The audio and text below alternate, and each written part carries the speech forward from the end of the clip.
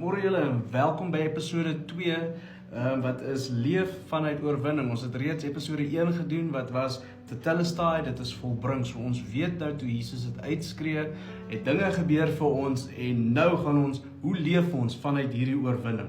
Nou ek wil begin, om vir jou uit Romeine 8, vers 37 tot 39 te lees. Hoor net hierso.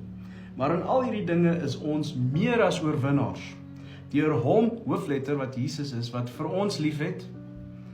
Hiervan is ek oortuig, geen dood of lewe of engele of magte of teenswoordige of toekomstige dinge of kragte of hoogte of diepte of enige iets anders in die skepping kan ons van die liefde van God skei nie. Die liefde wat daar is in Christus Jesus ons Here. Oh my word, wow! Nee, Romeine 8 is soos my gunsteling boek as julle my nou al ken. Maar hoe wow is dit? Hier sê Paulus vir ons, jy probeer nie meer oorwin nie. Jy is nou reeds meer as 'n oorwinnaar deur wat Jesus Christus vir ons gedoen het. So hier leer ons dat dit is ons identiteit, is dat Jesus het vir ons gesterf. Tweede is dat battle. So ons gaan in ons identiteit oorlog vier. Nie oorlog en dan ons identiteit nie. Identiteit is eerste. So ek het 3 punte hierso. Punt 1 is jou posisie het nou verander.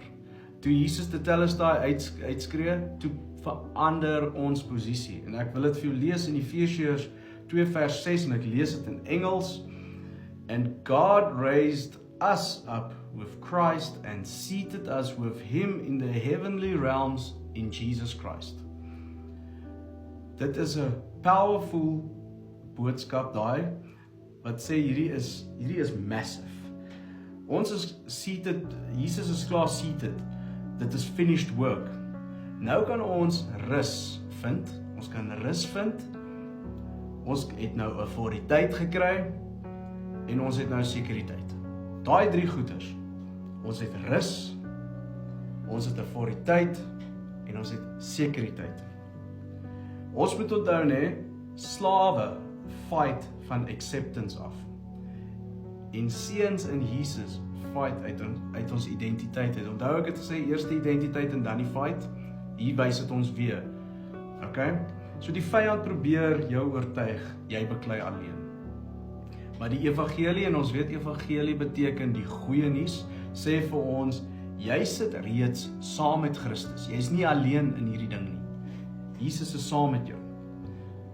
As ons hierdie verstaan, beweeg ons oor na punt 2, toe die duiwel veg uit 'n verlore posisie uit. Hy het reeds verloor. Daar is niks vir hom om te gain nie. Hy is finished, hy is klaar. Hy verloor al reeds. En dit lees ons in Kolossense 2 vers 15. Hy, hoofletter, het elke mag en gesag ontwapen en hulle in die openbaar vertoon, deur hulle as gevangenes in die triomftog van Christus mee te voer. We already won, he lost. So ek wil hê jy moet weet, dat Satan se grootste weapon teen jou is vrees, condemnation en jou identity attack. Sorry ek mix Afrikaans en Engels. Maar jou identity attack en jou condemnation om te sê maar jou verlede en uit vrees uit. Ek kan nie hierdie doen nie want ek is nie goed genoeg nie, hierdie vrees.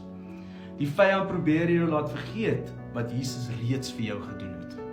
En wanneer ons hierdie verstaan, beweeg ons na punt 3. Ons veg anders. En ek wil hê julle moet onthou, as 'n Christen bid ons anders, ons worship anders, en ons deel met harde tye anders. Want hoekom? Ons verstaan dat victory is reeds deur Christus behaal. Ons loop alreeds in sy oorwinning. Dit maak ons meer as oorwinnaars. Ek wil net 'n voorbeeld gebruik. Die Springbokke speel teen die All Blacks. Die Springbokke loop voor 30-0. Hulle speel anders. Hulle vat kansse. Kan julle onthou eendag het hulle sommer net in die middel van die veld 'n lyn staan gedoen? Wat mense sal doen as jy 30-0 agterloop. Jy gee mense meer geleentheid, want jy weet jy het reeds hierdie game in die sak.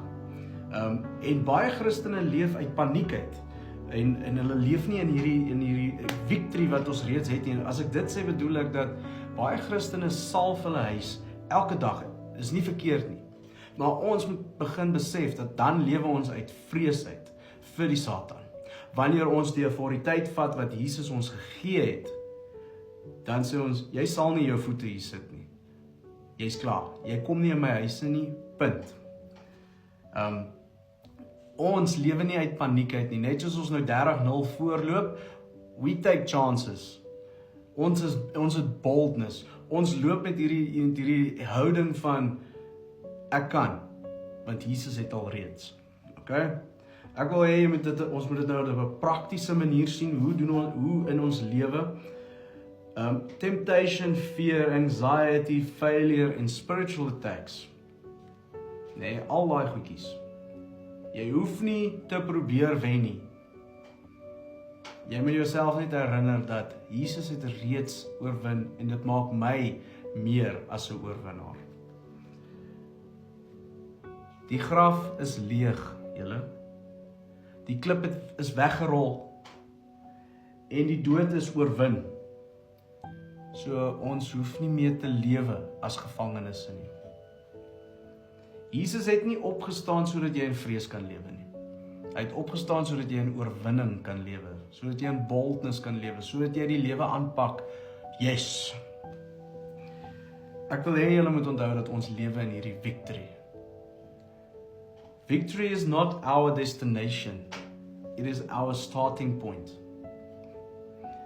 Nee, the enemy attacks our identity because he fears us actually. Onthou, Satan haat jou because you are made in the image of God, and then he sent his son to die for our sins so that we can be meer as oorwinnaars. En dit is waar ons moet begin lewe, is uit hierdie oorwinning wat al reeds plaasgevind het. As hierdie jou help om Jesus te aanvaar, dan is ek baie bly jy het gebly tot nou toe. Want jy moet nou besef dat Tetelestai is uitgeskree, dat die werk is nou klaar. Nou lewe ons in hierdie oorwinning wat Jesus vir ons gegee het. Kom ons bid. Here Jesus, ek bid vandag vir hierdie persoon wat hier kyk, Here, dat U hom confidence sal gee in Christus, Here, dat U saam met hulle sal wees. Here, maar ek bid dat U hulle ook sal vrymaak van enige vrees wat in hulle lewe is, Here. En ek bid dat hulle identiteit in Jesus sal aanvaar en begin loop in daai oorwinning wat U reeds gegee het. Here, en ek bid dat U hulle die boldness sal gee om wanneer daar harde tye is, dat hulle sal ingaan en dit sal aanpak in Jesus Christus as daai oorwinnaar. Here, en ek bid vir vrede in hulle hart, Here, dat U hulle, wat ook al hulle pla in hierdie tyd, dat U hulle vrede sal gun en in hulle hart sal vrede gee, Here. Dankie dat U vir ons hierdie oorwinning reeds gegee het. En ons bid al hierdie dinge nie om ons te verdien nie, maar uit die genade van die Here Jesus Christus alleen. Amen. So as jy gebly het tot hierso, wel dan, episode 3 gaan wees, ons leef nou in geen veroordeling nie. En ek wil hê jy moet besef dat jy is 'n oorwinnaar. En al het jy gevat het vandag, net dat Jesus het gesterf vir jou, en dat Satan het nie meer hou vas op jou nie. Is ek baie bly en sien julle in episode 3.